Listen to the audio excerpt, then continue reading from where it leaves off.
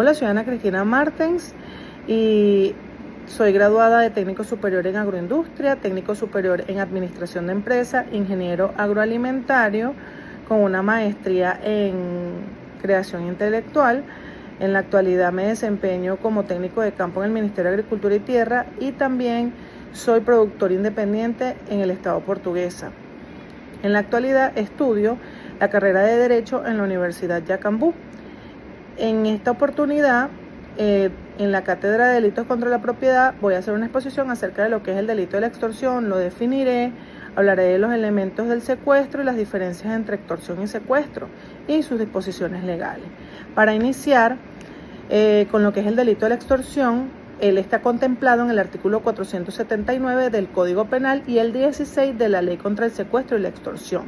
Y esto ocurre cuando alguien de forma ilegal fuerza la voluntad de otra persona para que haga o deje de hacer algo que le cause un perjuicio económico. El extorsionador busca obtener un beneficio injusto para sí mismo o para otros, ya sea de dinero o bienes o cualquier otra ventaja material. El objeto del extorsionador es obtener para sí o para otros un beneficio injusto, ya sea de dinero, bienes, documentos importantes o cualquier otro tipo de provecho material.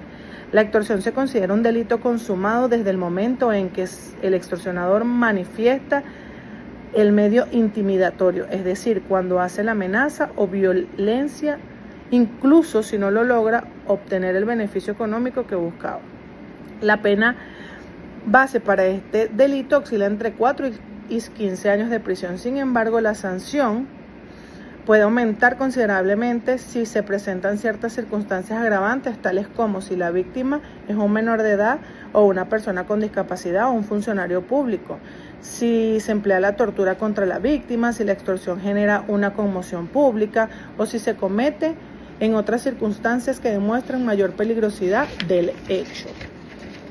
Para que se tipifique el delito de extorsión deben concurrir los siguientes elementos esenciales: sujeto activo, sujeto pasivo, medios comisivos, la acción típica y el elemento subjetivo. Cuando hablamos del sujeto activo es cualquier persona imputable. Cuando hablamos del pasivo es la persona directamente forzada o un tercero afectando su patrimonio.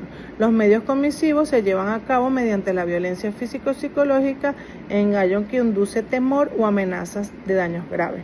La acción típica es obligar a la víctima, o se trata de obligar a la víctima a realizar o omitir acciones que perjudiquen su patrimonio. Cuando hablamos del elemento subjetivo, es la intención clara de cometer el delito y con ánimo de lucro. Por otro lado, el secuestro se define como es un delito que consiste en privar ilegalmente la libertad de otra persona. Su objetivo principal es obtener algo a cambio de su liberación, como dinero, bienes o la realización de acciones jurídicas Esta conducta está tipificada en el artículo 460 del Código Penal y en el artículo 3 de la Ley contra el Secuestro y la Extorsión. ¿Cuándo se agrava el secuestro? La pena por secuestro puede ser mucho mayor bajo ciertas circunstancias. Algunas de estas situaciones establecidas en el artículo 10 de la Ley contra el Secuestro y la Extorsión y el Código Penal incluyen: cuando la víctima es un menor de edad, si se utiliza violencia o tortura hacia la persona secuestrada, cuando la privación de libertad se prolonga por mucho tiempo y si la víctima es trasladada a otro país. También cuando varias personas participan en el secuestro y entre otras acciones que aumenten la gravedad del delito. La sanción por cometer el secuestro oscila entre 10 y 30 años de prisión, dependiendo de las características agravantes del caso. Ahora bien, para que se configure el delito de secuestro, deben presentarse los siguientes elementos esenciales, como la privación de libertad de movimiento a la víctima. Esto significa que la persona se le impide ir donde quiera. Un propósito específico existir, es donde debe existir una intención clara, como pedir un rescate o buscar algún tipo de beneficio. Y la otra sería la ilegitimidad de la privación de libertad, que es la retención de la persona y no está amparada por ninguna ley o autoridad legítima. A pesar de que tanto la extorsión como el secuestro son delitos que pueden implicar la obtención de un beneficio patrimonial mediante el uso de la coacción, existen diferencias fundamentales en la estructura y en los bienes jurídicos que lo tutelan. Mientras la extorsión se basa en el uso de violencia o intimidación, que puede ser física o psicológica, con propósito de obtener lucro, aquí el derecho fundamental que se ve afectado es la propiedad de la víctima y también su libertad para decidir sobre sus bienes. Por otro lado, el secuestro se define por la privación de libertad de una persona, si bien puede ir acompañada de violencia física o moral.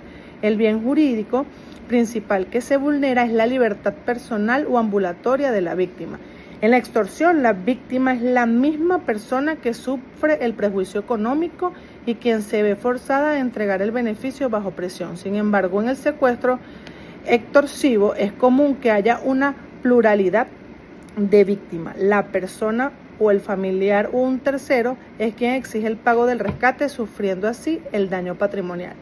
Debido a la naturaleza de la privación de la libertad, el secuestro suele ser castigado con mayor severidad por la ley. Las penas aumentan considerablemente cuando existen agravantes como el uso de violencia, la prolongación del cautiverio o cualquier daño físico o psicológico infligido en la víctima. Muchas gracias por su atención.